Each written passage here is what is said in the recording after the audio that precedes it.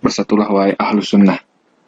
An Ibni Umar anna Umar bin Khattab radhiyallahu anhuma khataba bil jabiyah faqala qama fina Rasulullah sallallahu alaihi wasallam faqala man arada minkum bahbuhatal jannah falyalzam al jamaah fa inna syaitan ma'al wahid wa huwa minal isnaini ab'ad. Yang artinya dari Abdullah bin Umar berkata, Umar bin Khattab radhiyallahu anhu pernah berkhutbah di Al-Jabiyah seraya berkata, Rasulullah sallallahu alaihi wasallam berdiri di hadapan kami dan bersabda, barang siapa dari kalian menginginkan tinggal di tengah-tengah surga, maka hendaklah berpegang teguh kepada al-jamaah, karena syaitan bersama orang yang sendirian, dan dia dari dua orang, dengan lebih jauh. Hadis riwayat Tirmizi, Ahmad, Hakim, Baihaqi, dan Ibnu Majah. Sejak dulu hingga kini, kaum muslimin bersandar pada hadis di atas untuk berebut predikat al-jamaah atau lebih populer dengan ahlus sunnah wal jamaah.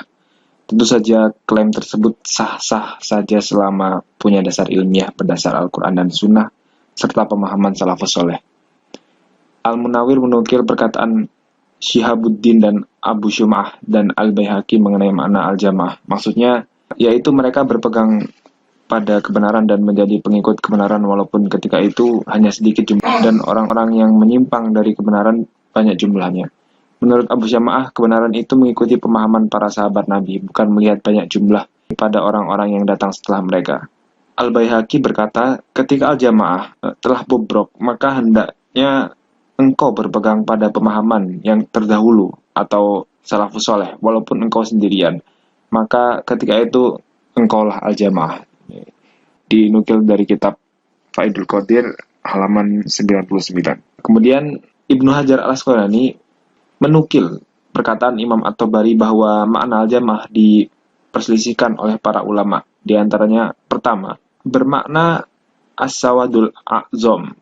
Ini didasarkan pada riwayat Muhammad bin Sirin dari Abu Mas'ud. Beliau berwasiat kepada orang yang bertanya kepadanya ketika Utsman bin Affan terbunuh. Abu Mas'ud menjawab, hendaknya engkau berpegang kepada al-jamaah karena Allah tidak akan membiarkan umat Muhammad bersatu dalam kesesatan. Kedua, maknanya adalah para sahabat, tidak termasuk orang setelah mereka. Ketiga, maknanya adalah para ulama, karena Allah telah menjadikan mereka hujah bagi para hamba dalam perkara agama. Kemudian At-Tabari menerangkan bahwa makna yang benar adalah orang-orang yang berada dalam ketaatan. Mereka berkumpul dalam kepemimpinan, barang siapa yang mengingkari baiat terhadap pemimpinnya, maka ia telah keluar dari al-jamaah.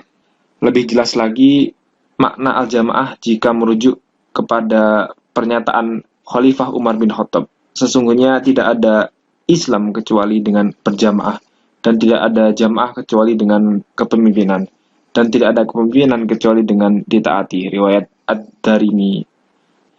Menjadi semakin jelas bahwa al-jamaah itu adalah al-jamaah yang menjadi wujud bangunan Islam. Rasulullah menegaskan supaya kaum muslimin berada pada jamaah muslimin dan imam mereka. Jika tidak ada jamaah dan imam, hendaklah keluar menjauhi firqah-firqah atau golongan yang berpecah belah, walaupun sampai menggigit akar kayu hingga kematian menjemput. Riwayat Al-Bukhari, Muslim, dan Ibnu Majah. Namun terdapat khilaf tentang sifat Allah. Ini meski pengertian dan pemahaman al-sunnah sudah jelas dan terang, namun masih ada saja sebagian kelompok yang merasa hanya dirinya yang termasuk ahlu sunnah dan lainnya bukan termasuk dari golongannya, meskipun mereka memiliki ciri-ciri yang sama. Hal ini biasanya terjadi karena perbedaan dalam memahami sifat-sifat Allah yang sesungguhnya, perbedaan dalam furu' akidah. Setidaknya dalam kaitan ayat-ayat tentang sifat Allah, ada 3 metode pemahaman yang mengaku ahlu sunnah, yaitu tafwid, ta'wil, dan isbat. Mazhab tafwid menyerahkan secara bulat lafaz serta makna kepada Allah. Mazhab takwil mengalihkan ke makna lain ayat-ayat sifat dan rangka menyucikan Allah dari sifat yang sama dengan makhluk. Mazhab isbat menetapkan sifat Allah berdasarkan lafaz tanpa mempertanyakan bagaimananya, agar sifat Allah tidak sama dengan sifat makhluknya. Ternyata menurut Yusuf Al-Qaradawi, orang yang membaca tradisi klasik kaum salaf dengan komprehensif dan jujur pasti mendapatkan bahwa ketiga metode tersebut dipakai oleh salafus soleh.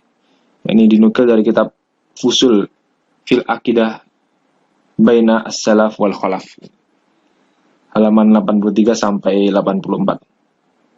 Kemudian Imam Tirmizi menjelaskan metode tahfidz diikuti oleh Sufyan As-Sauri, Malik bin Anas, Ibnu Mubarak, Ibnu Uyainah, Waqi' dan lainnya dari kalangan ahli hadis dan ulama salaf.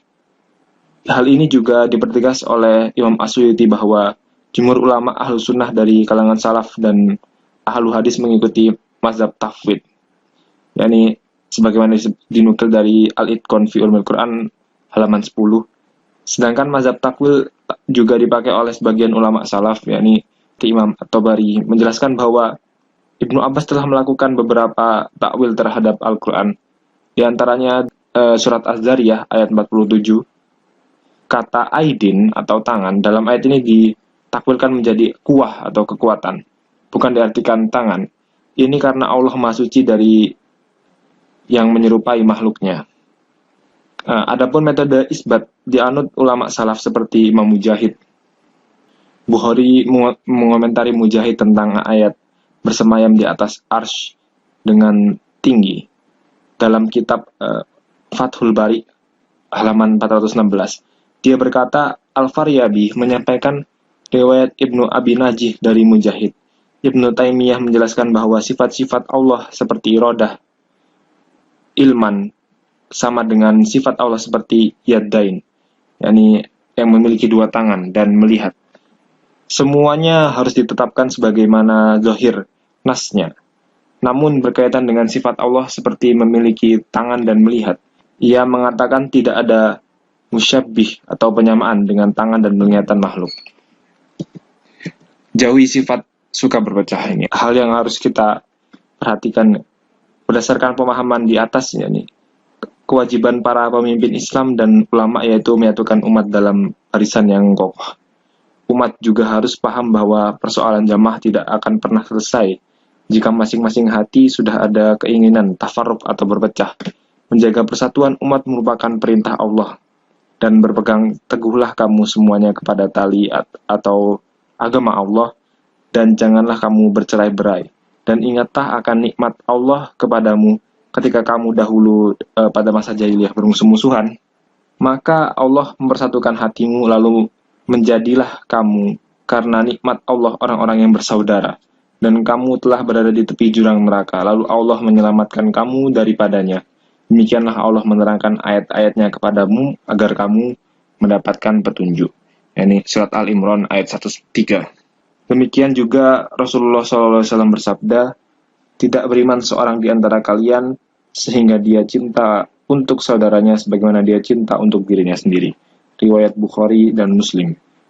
Kita berharap kepada Allah agar kita sesama Muslim Ahlus Sunnah wal Jamaah bisa bersatu demi kejayaan Islam.